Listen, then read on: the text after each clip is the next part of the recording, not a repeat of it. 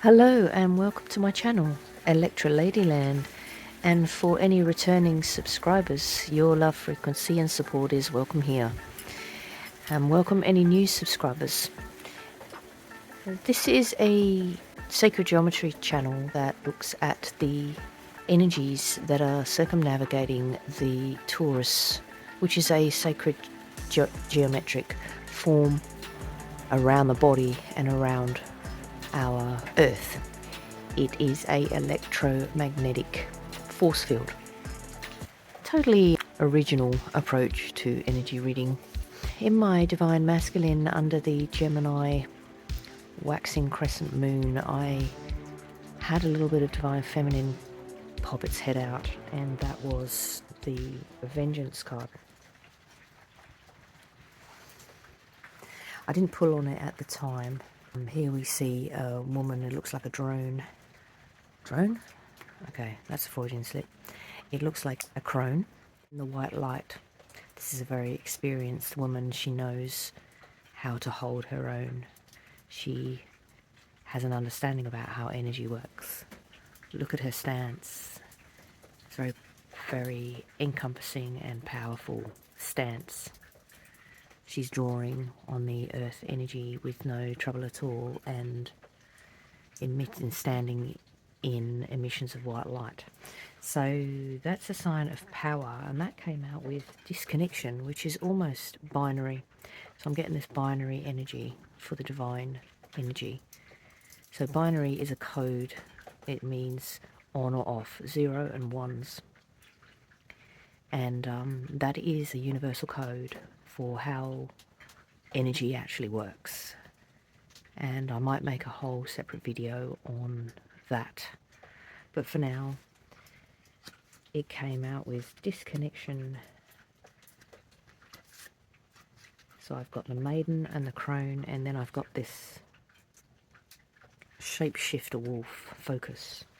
So the divine feminine has also been exposed to the binary wavelength, and here this sums it up, cycles with the serpent. Okay, so everything is on a cycle, but there's something a little bit extreme going on with the cycles. There's an extremity. The divine, the number 7, yeah, that number 7 is standalone. It's a in mathematics, it's a prime number, but it has a sense of maturity, but it also has an essence of completion. It's like completing your training kind of energy. So this divine feminine is completely tuned in to her focus here, and even though she has actually faced the disconnection of this energy, this on-off, she acknowledges that it is a power cycle. And the reason why I say that is because I've got the sun on my shaman deck come through. I've also got 2 solar energies come through on the wood dragon. So this is my dragon energy deck to look at the wood dragon energy. I have 2 solar cards, number 7 and number 6. So 6 is in geometry, 6 is the hexagram, and that's a triangle up and a triangle down makes a divine energy. And hex is also a word that comes up which means like a spell or a trance. So there's something trance-like about this power and stasis binary wave that's come through, and it has caused a bit of a tower moment here. So this is a stonewalling. This means that somebody's put up barriers here. The squirrel is very resourceful, and the squirrel is just looking at the wall, saying, "How am I going to get past that?" So things have come up, but I'm getting all these power cards. I've got 4 power cards under the divine feminine. So what I'm getting is, see that I've got that one in that deck as well. So what I'm getting is that towards the new moon, which is about a week, there is going to be an effortlessness to do with harnessing this power under the divine feminine. And there is no doubt here. I've got power, resilience, I've got the sun, and I've got two solar energies, which is Kundalini, soul of the sun and temple of light, come out under the dragon deck. So in the emotional side of the equation, I've got ebb and flow. So that is the binary. That's when something wells up like the ocean and comes in like a tide and then is pulled out again. So I'm just going to get a protagonist to work on here for the divine feminine. Okay, so what I'm getting is that she is riding this power wave like a pro, like the boss. Okay, I've got 3 solar cards and a power card come up. Okay, divine feminine is bossing up under this energy. That's what I'm getting. So in tarot, the sun card means contentment, or some think it means happiness. No. On my channel, Sacred Geometry, it means power. All right? So there is no stone walling going to be accepted by the divine feminine here. Okay? I'm getting, you can try. I'm getting you can try, but good luck with that. That's what I'm getting here. All right, so I'm just trying to get a protagonist just to fine-tune this. This is almost combat. The divine feminine is almost ready for combat. That's what I'm getting here. Power. I think it was 3 sun cards and a power card. I got vengeance here, so the divine feminine is really stepping up to the action. That's what I'm getting here. I've reshuffled my Deep, Dark and Dangerous oracle just to get a little bit of clarity on that. Okay, I've got nothing else coming out, so all of these energies are equal apart from this one. So that all the power cards are stronghold apart from this one, stonewalling. Okay, so I'm going to get some more information on why the divine feminine has been stonewalled. Okay, I've just shuffled the deck, and I'm going to do a split. Why is the divine feminine facing stonewalling under this binary Gemini influence? Okay, let's take one from the top. Chaos. Yeah, chaos. So I've touched on the chaos theory, and that is basically that in the universal sense of energy, there is no real control of this power. We fool ourselves if we think we're in control of universal power. Synergy. Yeah. So the divine feminine has worked out how to synergize this binary energy. She's worked out sort of how to synthesize, how to synergize, and so I've got the serpent, I've got the shape-shifting goat. That's a Gaelic sort of shapeshifter here. And then I've got the lion. So it's almost like she's transformative, she's a shapeshifter, and she's got the power as well. Look at all those 3. Look at those 3 spirits there. That is full strength, full power. I have never seen energy like this come through for the divine feminine before. Okay? And on the very bottom I've got here the journey. Alright? This is a journey for the divine feminine. This is a journey. Alright, so what I'm going to do is I'm going to read the vengeance, because that came out first. I'm going to go read that vengeance card.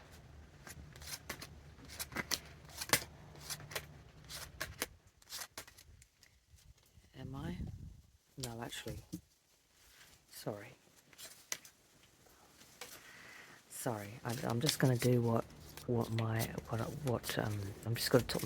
just conferring with Oracle right now. I've just got instructions not to do that.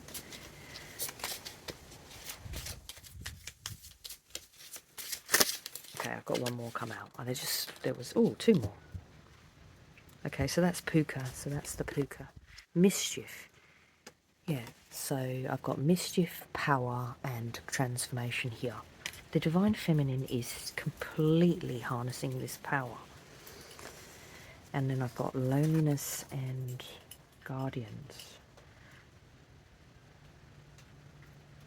So she's protecting something that has made her feel lonely over a long time. It could be a job or a relationship that has made her feel lonely, and these guardian, Cerberus is the dog of the underworld. He harnesses the energy of transformation and keeps control of it, and it's come up with loneliness. So it's like this control over transformation has made her feel lonely. She's wanted to transform, but something came to stop it. She wanted to transform a job or a relationship or something, and something came along to stop it, and it made her feel very lonely. That's what I'm getting here. All right, so it made her feel almost vengeful, so that's where she's drawing her power from. She's angry, she's really angry. So synergy, can't really see the table, that one there. Yeah. Synergy is number 5, so this is man-made energy. This is physical plane. This could be to do with the human body as well. And this is, some say that the number 5 is very little problem, but I disagree. I think the number 5 has got room for error. I'm getting human error here. In sacred geometry, the 5 is, the pentagon comes up for addressing human error. That's what I'm getting here. Chimera. So a chimera is also like a furnace. So like a furnace that's used to incinerate things. So it can be used for warmth, and it can be used to incinerate wood. So it's almost like got that duality. So the whole is more powerful than the parts alone. In experiment, there is power in new designs and ways. There may be people around you sowing discord. You know many things and have your own wisdom. Pull all this together to form something powerful. Yeah, that's what I'm getting, power. I'm getting power everywhere. The sun is power. The kundalini is the powerful essence of our DNA, our whole structure, our whole blueprint. So it's another duality. So the duality came up in the divine masculine as well, and it's in the divine energy. There's a duality. One parts versus many parts, synergy versus discourse. So I've got a quote from Homer here. Description of the chimera in the Iliad, saying that she was of divine stock, not of men. In the fore-part lion, in the hinder a serpent, and in the midst a goat, breathing forth terrible wise, the might of blazing fire. The bottom line is the chimera was a creature made of seemingly disparate parts, yet the parts working together creating a stunning creature. The chimera may have been frightening, but it was beautiful and harmonious in form too. It was perfect in form or function. It appears in Greek mythos and art. All right. So the chimera was born from 2 incredible titan monsters, the Echidna and Typhon, and half woman, half snake. Typhon was a deadly serpent like Titan, born from Gaia and Tartarus. So sadly Chimera was killed yet by another hero, Bellerophon, the king of Lycia. Okay, so somebody wanted this magnificent creature eliminated. Alright, so there's a little bit more to the story. Pegasus. The king neglected to remember that the hero owned the infamous Pegasus, the winged horse, and flying above the chimera, he was able to kill it from a safe height. Okay, so it's like somebody felt really under threat here and has transformed their energy into this incredibly powerful creature. This is where the divine feminine energy is going. And even though it would appear that people are trying to take out this amazing creature, she stands firm, she stands tall. And she is not putting up with stonewalling, and she is not putting up with being a victim. Yeah. So, injustice. Yeah. It looks like she got served the injustice card somewhere along the line, and she's fighting back with full fury. I'm loving seeing this for the divine feminine, and the snake is a transformative energy. She's really learning how to adapt with this powerful binary energy that's come in with the Gemini waxing crescent. It's beautiful. It's so imaginatively transformative, and she's just winning. She's just kicking goals, and everyone's just going, what on earth is going on here? And she is just killing it. I feel like I've got to clarify with something. All right, let's just try Golden Path. I just feel like I've just got to tame this energy down a bit, because it's like it's so wild. I'm just like I'm having trouble speaking about it, because it's just like and it's here to stay. It's come up in the number 4 vibration, so it's like number 4 and 5 is like it's here to stay. It's on the physical plane. It's completely infiltrated into the physical world, and number 4 says it's here to stay. And it may have caused this freeze over, this stasis energy. It's but it's binary in its raw form. This is what life is, you know. It's like when you take away all the window dressing and you take away all the matrix and everything, we're just a binary biological system, you know. All the color and all the detail is just our minds just making it a little bit more palatable. But at the end of the day, we're processing binary code all day long through our eyes, through our 5 senses. Number 5 is that it's hitting all 5 of our 5 senses on the physical plane. Okay, I've just got a couple turnover. I'm just going to have a quick look at them. I'm just going to have a quick look at these. Good fortune, questioning. Okay, so what it's done is just questioned her beliefs. And this very much looks like the Pegasus that comes in to kill this this creature. This transformative creature. So, yeah, this person, somebody has come along, and you're questioning their beliefs, you're questioning their loyalty, that they want to kill your energy.